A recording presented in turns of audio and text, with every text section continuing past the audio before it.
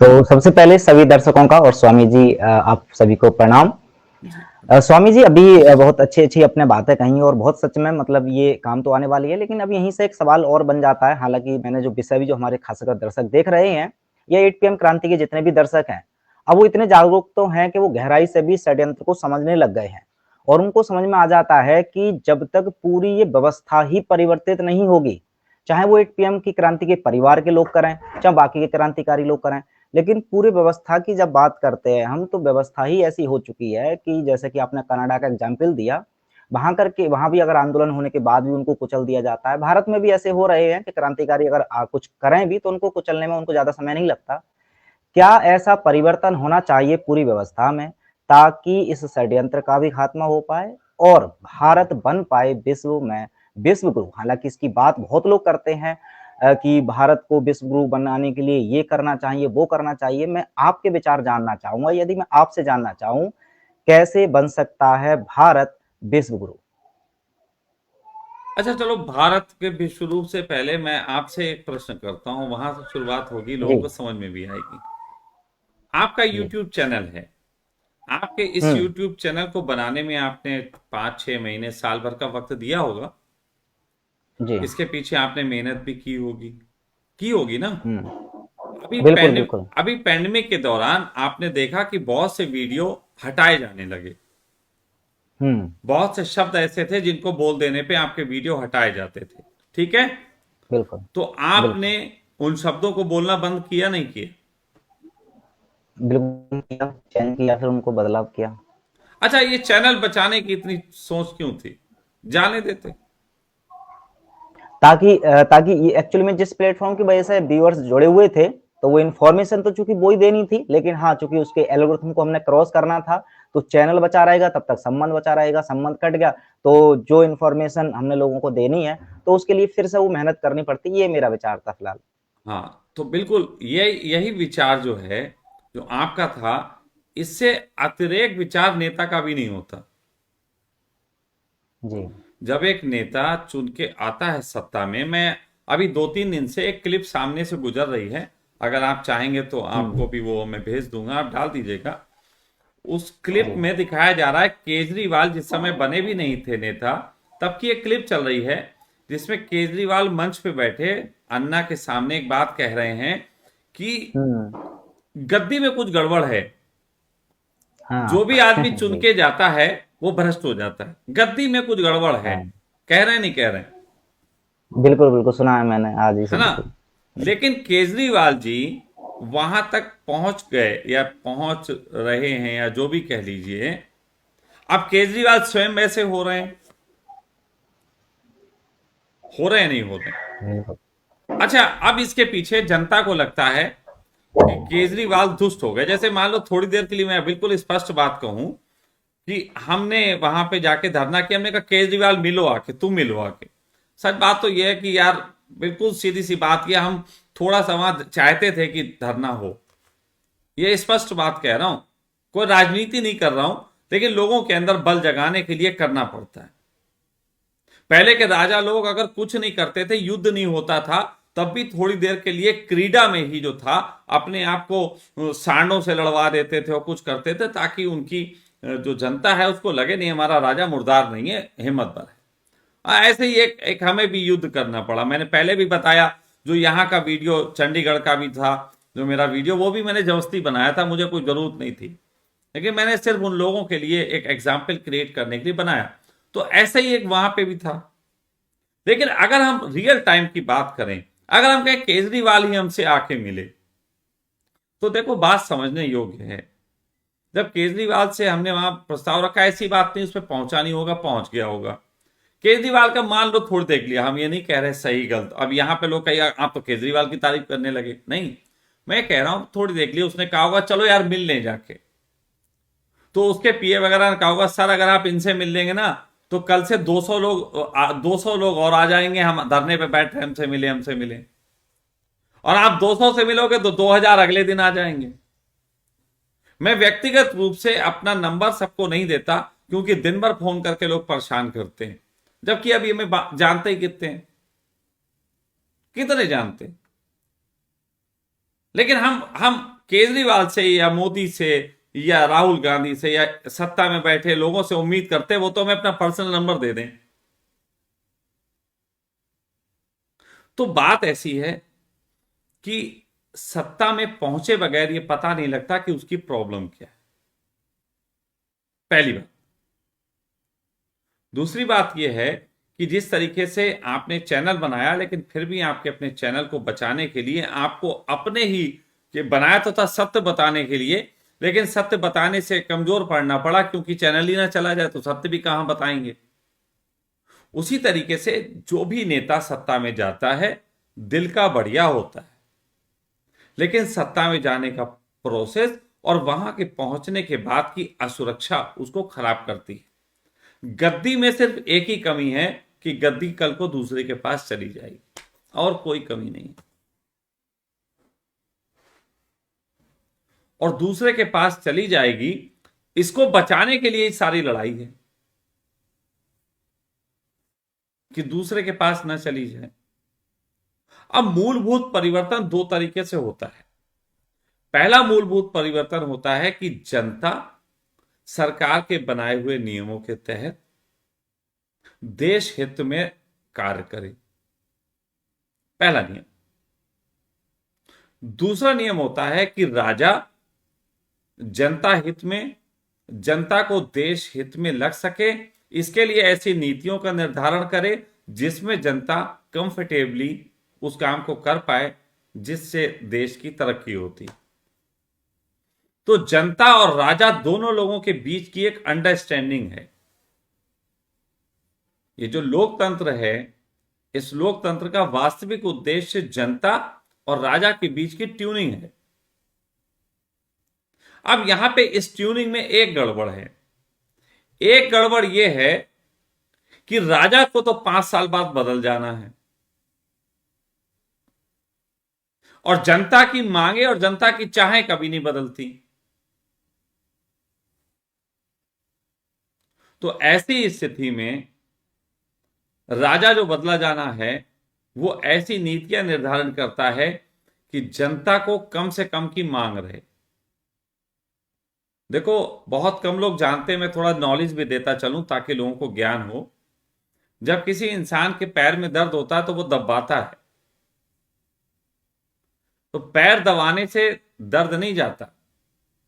सच बात तो यह है कि पैर दबाने से एक बड़ा दर्द शुरू होता है, और जब बड़ा दर्द शुरू होता है तो छोटा दर्द खो जाता है। बहुत कम लोग इस चीज को समझ पाएंगे। तो सरकारें हमेशा तुमको, जब तुम उठने लगते हो तो सरकारों के पास जो स्थितियां हैं वो ज्यादा से ज्यादा, तुम्हारे हृदय परिवर्तन की तो स्थितियां सरकारों के पास है नहीं। उन्हें पता नहीं है कि तुम्हारा हृदय परिवर्तन कैसे होगा जब तुम देश हित में सोचने लगो, जब तुम राष्ट्र हित में सोचने लगो। ये सब चीजें कॉम्प्लिकेटेड हैं।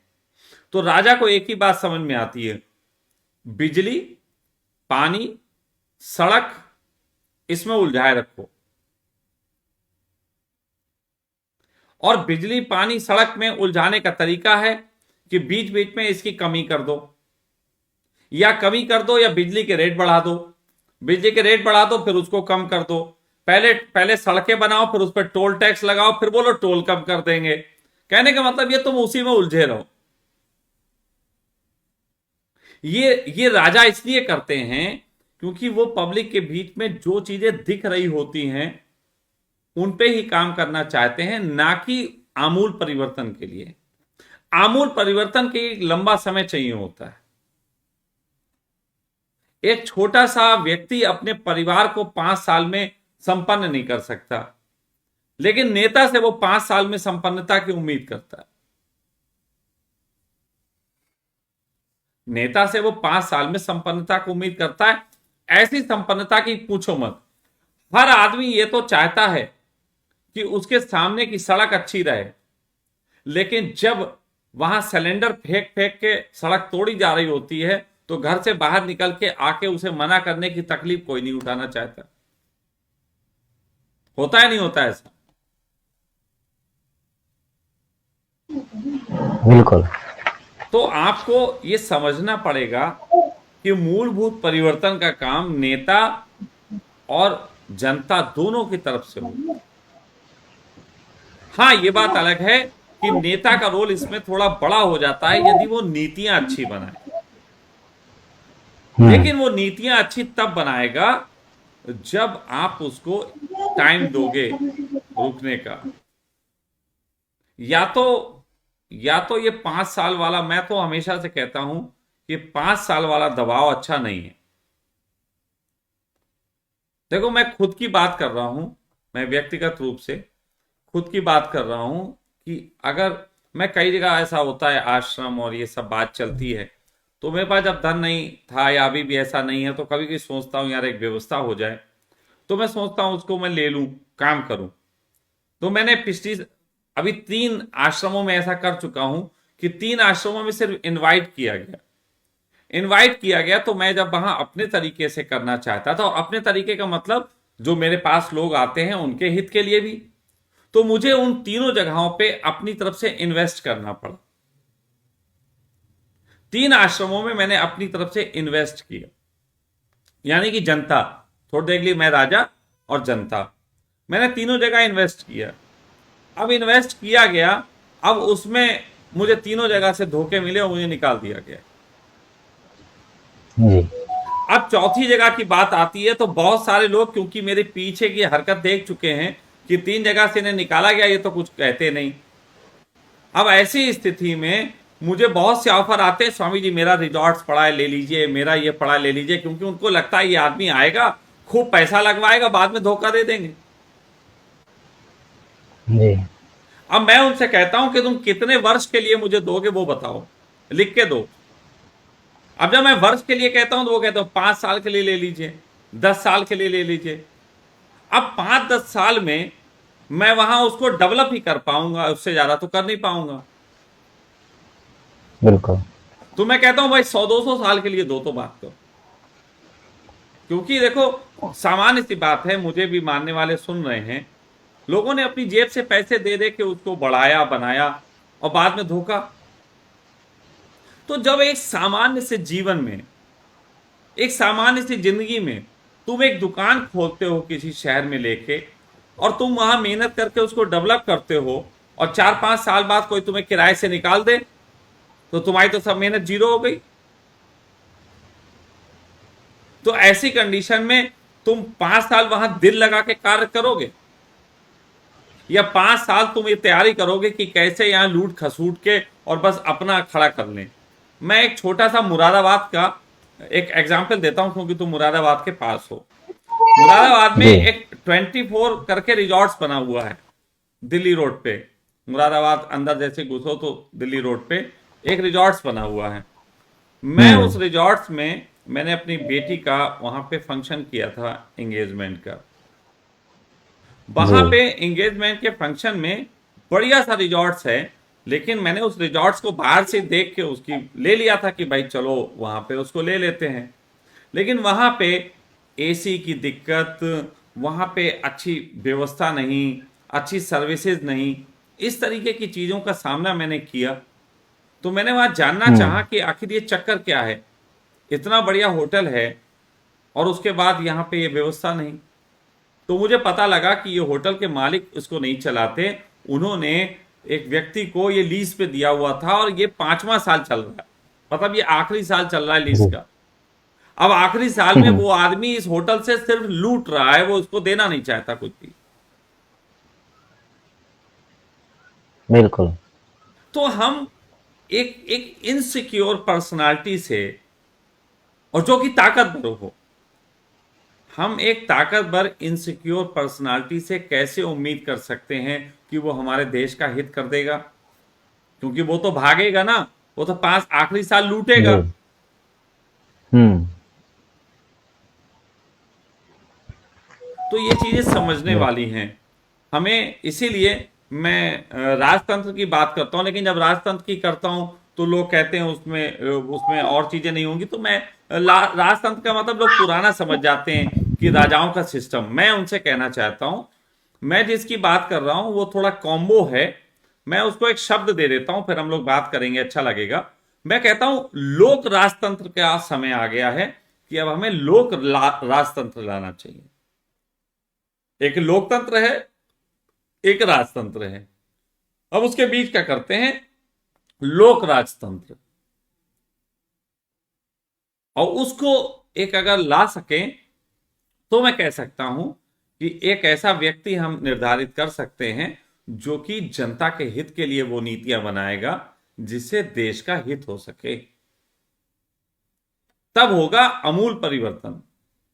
अभी परिवर्तन सिर्फ या तो सत्ता में होता है और या फिर लोगों की जिंदगी में होता है, जीवन में नहीं होता। समझो बात को, या तो सत्ता में परिवर्तन होता है या तुम्हारी खुद की जिंदगी में होता है, जीवन में अमूल परिवर्तन नहीं होता। मैं जीवन में अमूल परिवर्तन की बात कर रहा हूं।